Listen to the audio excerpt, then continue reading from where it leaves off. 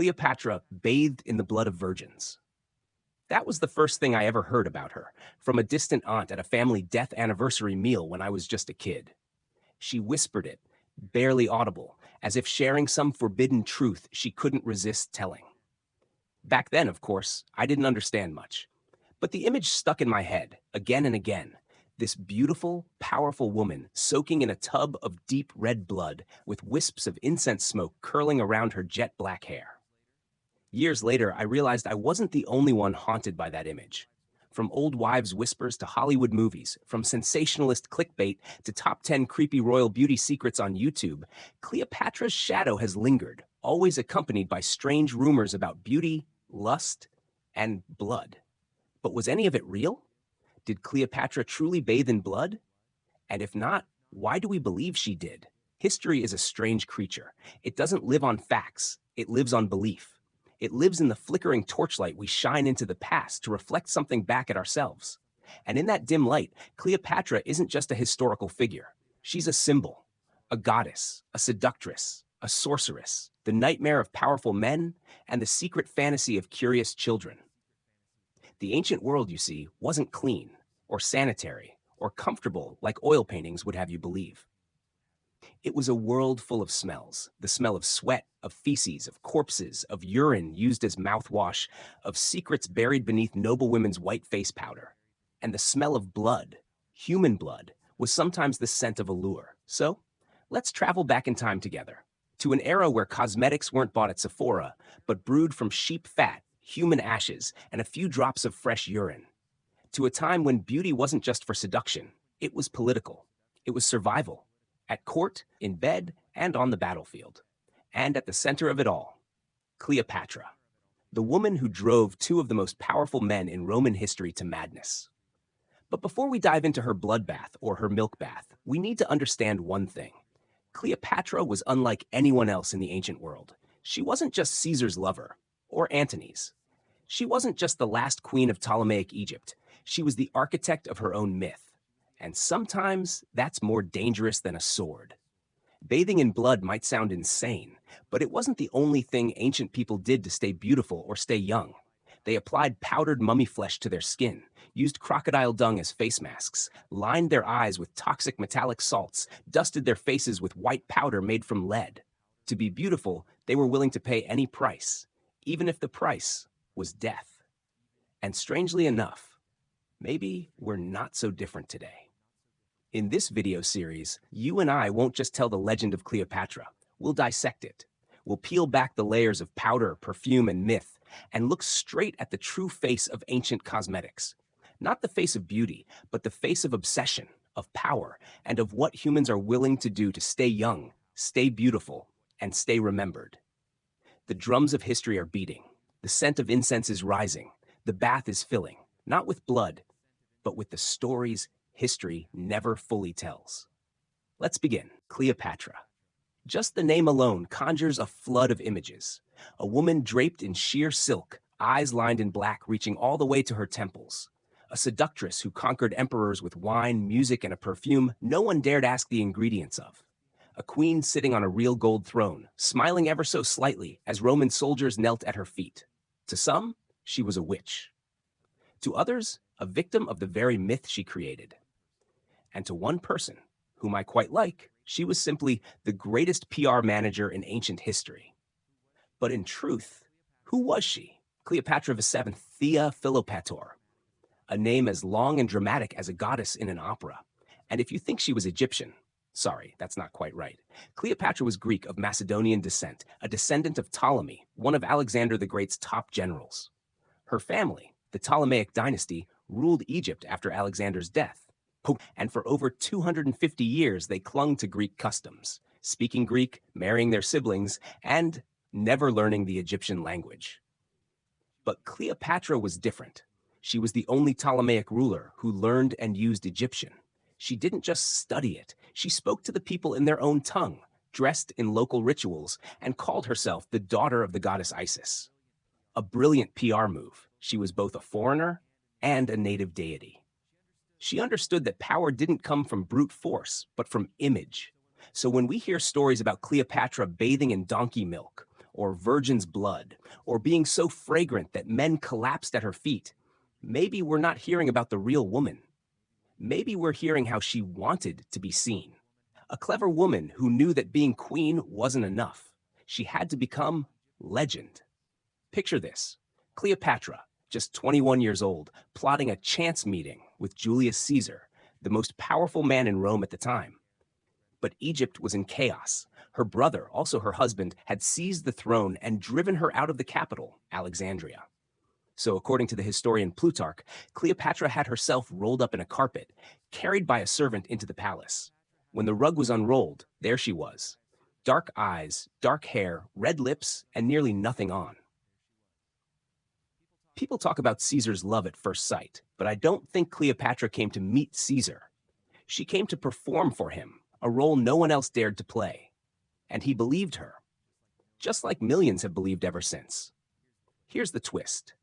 No one really knows how beautiful Cleopatra was. No verified portrait of her survives. Only a few coins remain, showing a woman with a hooked nose, sharp chin, and high forehead. Some scholars think Cleopatra wouldn't be considered attractive by modern standards. But she had something far more dangerous: intelligence, language, politics, and a marketing strategy. The Greeks had a word, charis. It meant both grace and divine allure. Cleopatra had charis. She didn't just seduce Caesar, a man 30 years older, married, with countless lovers. She later captivated Marcus Antonius, Caesar's best friend, a legendary general, who left his wife and children and shattered the Roman Empire for her. How did she do it? Partly with perfume. Cleopatra owned one of the world's first perfume factories, located in Canopus near Alexandria. Ancient texts describe her using a mix of resins, rare woods, lotus oil, and cinnamon to craft her scents. She didn't just wear perfume, she made her entire ship smell divine. Plutarch describes Cleopatra's first meeting with Antonius. She arrived on a barge of gold, sails of purple, rowed by silver oars. The scent from the ship reached people on shore before the vessel appeared. That wasn't romance. That was sensory manipulation, a masterclass in PR. Cleopatra knew beauty fades, but myth endures. She didn't need to actually bathe in blood, only to make people believe she might. She didn't need to be a goddess, only to look like one, speak like one, and make enemies fear that touching her would be sacrilege. But when Rome chose to invade Egypt, the narrative flipped. Octavian, who would later become Augustus, needed a reason to wage war on Marcus Antonius. So he invented one. Antonius is no longer Roman. He's fallen under the spell of an Egyptian witch, bewitched by sorcery, cosmetics, lust, and Cleopatra. And in that moment, the legend of Cleopatra became a weapon. On one hand, she was a queen.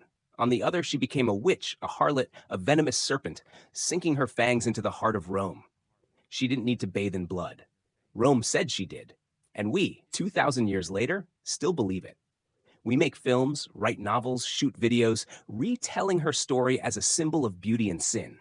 We laugh at donkey milk, virgin blood, perfume made from tree resin, and face powder laced with lead.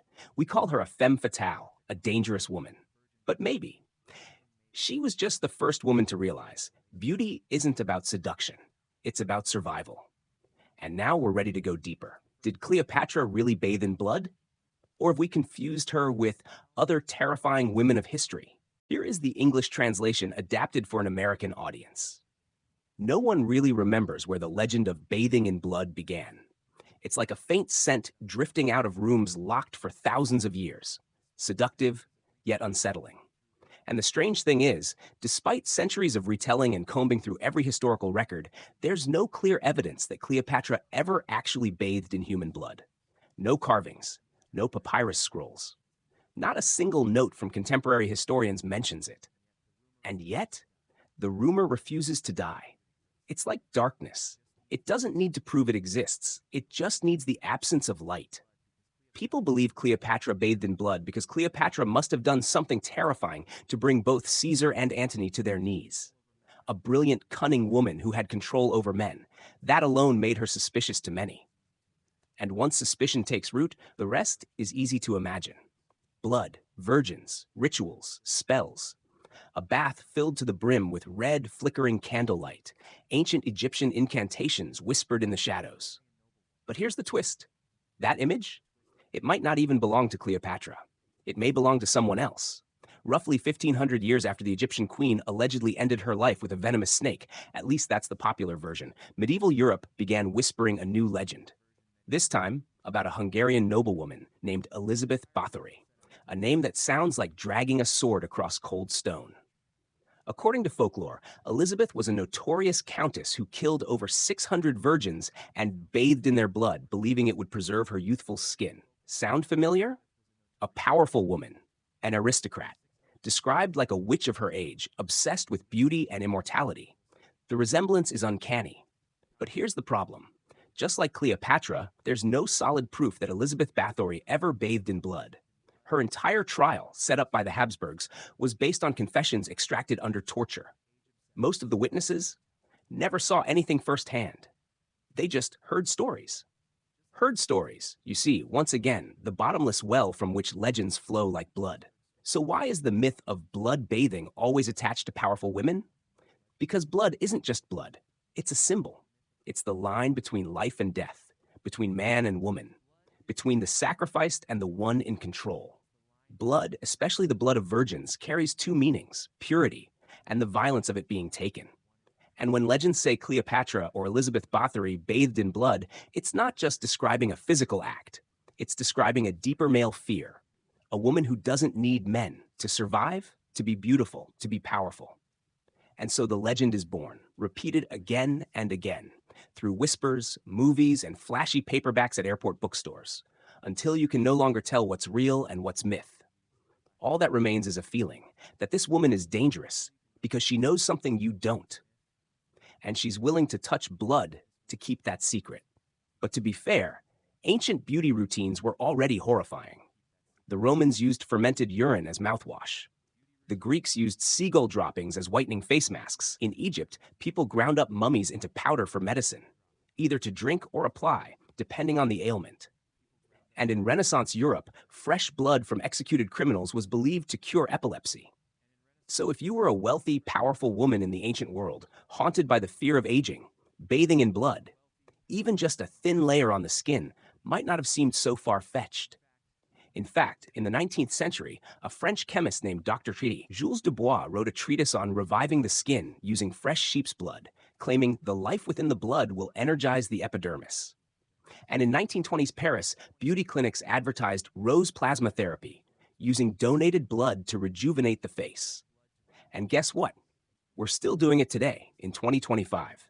PRP therapy, platelet-rich plasma, is all the rage. You draw your own blood, spin it in a centrifuge, extract the platelet-rich plasma, and inject it back into your face.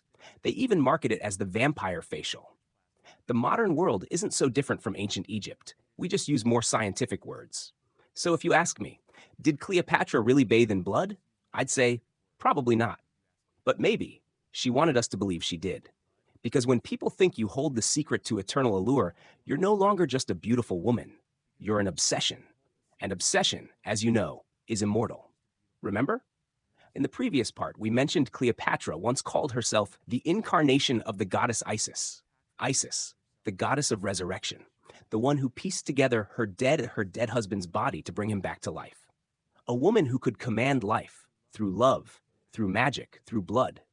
To ancient eyes, maybe that was terrifying enough. They didn't need to see Cleopatra bathe in blood. They just needed to believe she could. And so the legend lives on, not because it's true, but because it speaks to a very real fear that some women don't need men to be immortal. In the next part, we'll leave behind these blood-drenched baths to explore another bizarre chapter. Ancient cosmetics, from crocodile dung to lead powder, from toxic eyeliner to goat fat and beeswax moisturizers. A world where beauty didn't always make you younger. Sometimes it just helped you die a little slower. Close your eyes for a moment and imagine an Egyptian woman sitting before a polished bronze mirror. Dawn hasn't fully broken yet. Only the flickering firelight dances across rows of tiny ceramic jars, each holding a strange-colored powder or mysterious liquid. With careful hands, she lines her eyes using a thin wooden stick, then gently dabs her lips with a paste, a deep red powder mixed with animal fat. At first glance, it's a scene of elegance. But if you knew what was inside those jars, you might hold your breath. Not out of awe, but out of fear of being poisoned.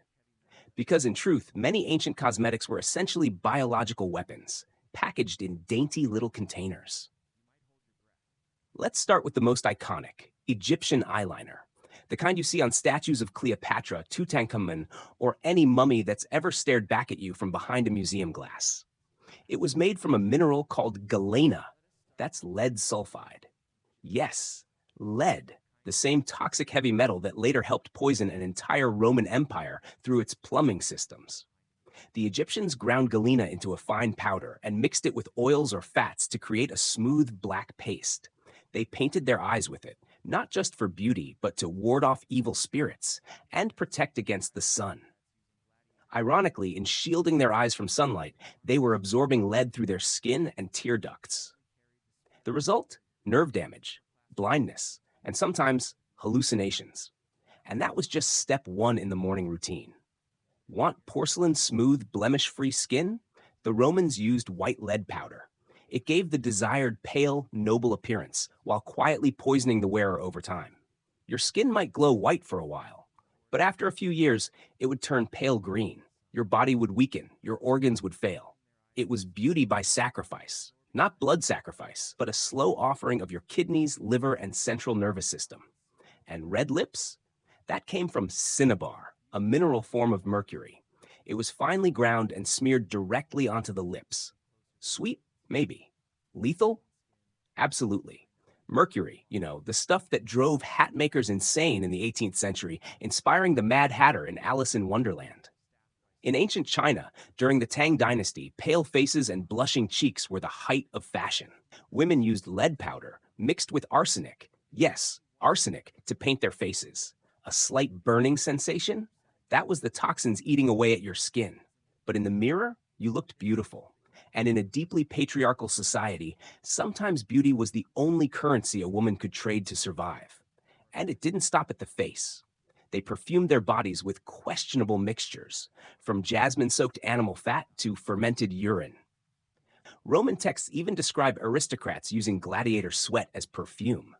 Yes, armpit sweat. Why? Because it supposedly carried the spirit of the warrior, which upper-class women believed to be a powerful aphrodisiac. What about hair? Cleopatra was famed for her lustrous black locks, but Egyptians also dyed hair using a concoction of bull's blood, charcoal, and iron rust. This thick paste was smeared on the scalp and sealed overnight with a clay cap. By morning, you'd either wake up with jet black hair or a patch of scalp peeling off with the clay.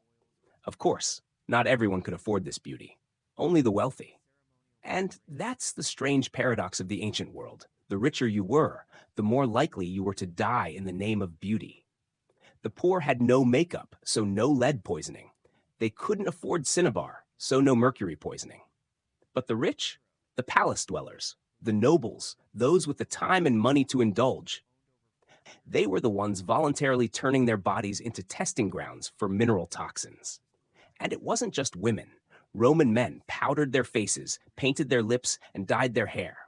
Emperor Nero, yes, the one who supposedly fiddled while Rome burned, owned over 400 bottles of perfume. He even had rose oil pumped into his bedroom through a system of pipes every night. He believed to sleep in fragrance is to be reborn each morning. It's also a great way to get liver disease, since most perfumes back then were cut with toxic wood alcohol. But why? Why did they keep doing this? Because the obsession with beauty in the ancient world was unlike ours today. Back then, beauty wasn't just about attraction, it was divine. To be beautiful was to be closer to the gods. Porcelain skin, kohl-lined eyes, glossy hair. These weren't just aesthetics. They were proof that you belonged to a higher class, a different realm. To be looked at and believed to be something more than human. And if achieving that otherworldly beauty meant a little poison, a few damaged organs, so be it. Perhaps that's why Cleopatra never stopped experimenting. She reportedly had an entire cosmetic laboratory, staffed by slaves trained like early chemists. They crushed flowers, cooked oils, blended waxes, steeped herbs, and tested them on handmaidens. It's said she once invented a perfume so potent it made men dream of her for 7 days, made only from tree resin and myrrh. Exaggerated? Probably. But then again, what about Cleopatra isn't exaggerated? We may never know exactly what she used, but we do know this. Whatever she didn't actually use, history has made sure to add to complete the portrait of a goddess wrapped in human skin. So yes, in the ancient world, beauty wasn't just makeup, it was ritual. A ceremonial preparation to step into the world not just looking beautiful, but dangerous. A beauty meant to intimidate, not invite. Not because it was flawless, but because it was untouchable. Because beneath the rouge might be poison, and behind every crimson smile could be death, waiting. Here is the translated version, tailored for a US audience. People in the past believed that the most beautiful, the youngest, the most rejuvenating things had to be born from death. And so, slowly, quietly, like morning mist, blood and corpses slipped into the world of beauty, not as crimes, but as therapies, secrets, hopes of living longer, living forever, and doing so in the most alluring form possible. When we talk about bathing in blood, one name inevitably rises from the shadows of 17th century Europe, Elizabeth Bathory, the infamous Blood Countess. According to legend, she murdered over 600 virgins, bathing in their blood to preserve her youth. The tale was so drenched in horror that people forgot one important fact. There's no historical evidence she ever actually bathed in blood. So why does the rumor persist? Because it made perfect sense if you lived back then.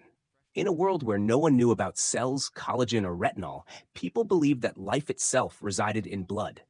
Fresh blood was pure vitality, the very essence freshly departed from a young, vibrant body. To bathe in it, they thought, was to absorb that life from the recently dead. Nothing has ever proven that belief to be true. Only one thing is certain. Hundreds died trying to prove it wrong. But it wasn't just blood. Corpses, specifically Egyptian mummies, once became a wildly popular beauty ingredient among Renaissance Europe's elite. You heard that right. In the 16th, 17th, and 18th centuries, you could walk into an upscale apothecary in Paris or London and purchase mummy powder, sold under the elegant name mumia. What was mummy powder, really?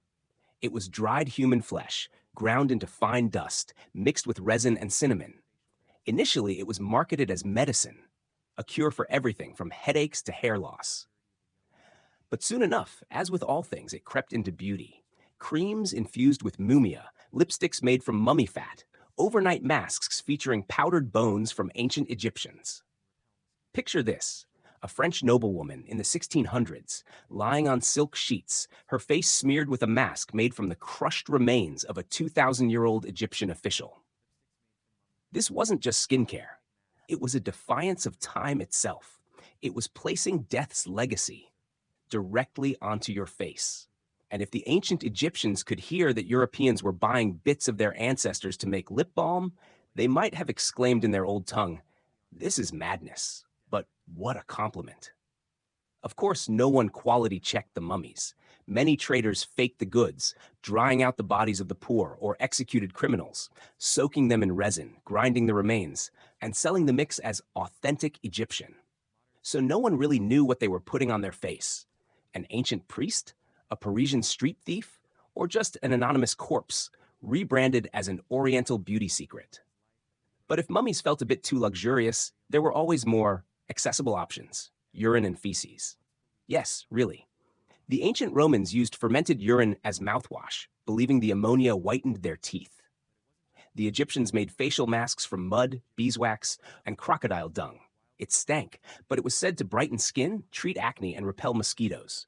In ancient China, palace women used morning urine from prepubescent boys, mixed with crushed pearls to wash their faces. The belief that the innocence and purity of a young male body would bring radiance to female skin. Religious ritual? Maybe. Obsession? Absolutely. And what else? Human hair, menstrual blood, animal bone marrow, cow brain fluid. Every culture, every era, once believed that some part of the living body, if harvested at just the right moment, could become a beauty elixir. And the irony? Modern science sometimes says they weren't entirely wrong. Today, we have the vampire facial, a treatment where your own blood is drawn, spun in a centrifuge to extract platelet-rich plasma, PRP, and then injected back into your face. Kim Kardashian did it. So did countless others. And they believe, just like the ancients, that blood is life, rebirth, and youth, drawn from your very own body. The only difference? Instead of using someone else's blood, we now use our own. And in that strange loop, from Cleopatra to luxury spas in Beverly Hills, all that separates us is a single drop of blood and 2,000 years of obsession.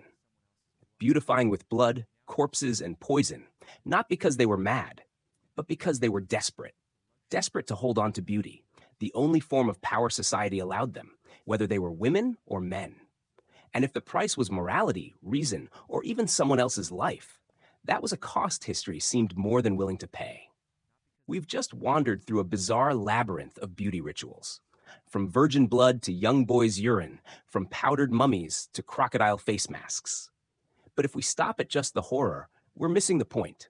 Because at the heart of it all, there has always been one face, one image, one living symbol: Cleopatra. And much of the mystery surrounding her beauty may have never existed. Because Cleopatra wasn't beauty, she was the power of the image. On the ancient coins minted during her reign, Cleopatra's face doesn't fit our modern beauty standards. A hooked nose, a long chin, a high forehead, small and piercing eyes. And yet, just a few hundred years later, Roman writers, especially Plutarch, described her as a kind of living enchantment. Not conventionally beautiful, but possessing an irresistible charm, from her voice to the way she entered a room. In other words, Cleopatra didn't win with her looks. She won by making others believe she was beautiful. And in that belief, she created a power that went far beyond cosmetics, beyond perfumes, even beyond blood. The power of self-crafted image. Picture this: a queen of Egypt, stepping onto a gilded barge draped in purple silk, perfumed with myrrh, crowned as Isis herself, her voice as smooth as a serpent's, gliding toward Roman general Mark Antony at sunset on the Nile. She didn't need to be a goddess. She only needed to look like one. Cleopatra understood something we moderns are just beginning to relearn. Beauty doesn't live in the skin. It lives in the story you build around it. And she told that story with every tool she had. With donkey milk baths, not for the effects, but for the image of luxury. With lipstick made from crushed cochineal bugs, not for the color, but for the price of blood. With hair styled like snakes, not for fashion, but to become the embodiment of a goddess. With the oriental mystique that Rome both craved and feared. Was Cleopatra a chemist? Possibly. A politician? Absolutely. But above all, she was an ancient media director, and the image she created outlived her body by over 2,000 years. You see it in Jean-Léon Gérôme's painting, where Cleopatra rolls herself in a carpet to meet Caesar.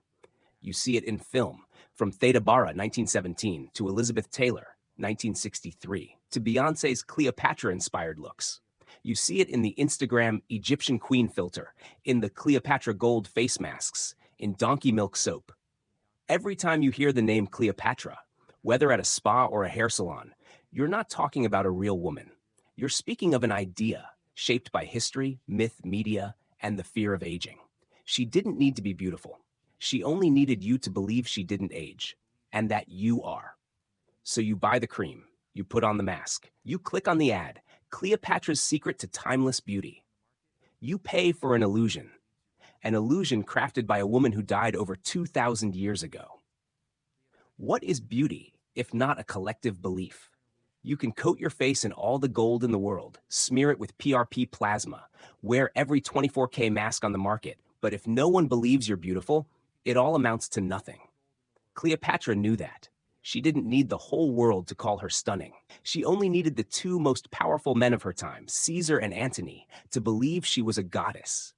And just like that, history bent in her favor. Because when two emperors are ready to tear empires apart for one woman, the world has to agree. That woman must be beautiful. So in the end, did Cleopatra ever bathe in virgin's blood? No, there's no evidence. Did she smear mummified flesh on her face? Also no. But if thinking so helps you imagine her as an immortal queen, then she already won. Because Cleopatra didn't need truth. She only needed your belief. And in a world where image matters more than reality, that is the ultimate power. You think you're searching for beauty secrets. In truth, you're just wandering through the labyrinth Cleopatra built 2,000 years ago, with blood-red lipstick, Nile gold, and a whispered promise. You want to be beautiful? Let me tell you a story. If you're still awake at this hour, Congratulations! You've just survived a bizarre journey where cosmetics are extracted from blood, power is dressed in red lipstick, and beauty is never innocent. From Cleopatra to French noblewomen smearing powdered mummies on their faces, from Egyptian crocodile dung masks to Kim Kardashian's PRP facials, there's a thin, unbroken thread tying it all together. Not collagen, not gold, but blood. Not just blood in the literal sense, but blood as sacrifice. Because beauty throughout history has always come at a cost, and that cost hasn't always been money. Sometimes it's time. Sometimes it's the fear of aging. Sometimes it's someone else's life. And sometimes it's the very soul of the dreamer. Cleopatra, maybe she never bathed in blood, but she knew how to harness humanity's obsession with beauty to build her own empire of image. An empire that outlived Rome, outlasted Egypt, and outshone every man who ever loved her. Because true beauty doesn't live in the skin, it lives in the imagination of the one who beholds it. And whoever controls that imagination holds power. Now look at the world today. We no longer bathe in blood, but we inject, we cut, we suck fat, we peel, we filter, we hire AI to reshape our faces. Cleopatra wore gold on her face. Now we wear retinol. She used lipstick made from crushed bugs. We wear cruelty-free lipstick, but still choose blood red. Because deep down, it's not beauty we're chasing. It's the idea of immortality. We're not afraid of being ugly. We're afraid of being forgotten. So the next time you walk into a beauty store holding a little jar labeled Cleopatra's Secret, remember, no one knows what Cleopatra's real secret was. Only that it made us buy. Buy the image, buy the illusion, buy the hope that we'll be beautiful, loved, remembered. And in that fleeting moment, she still lives. In your eyes, staring back from the mirror.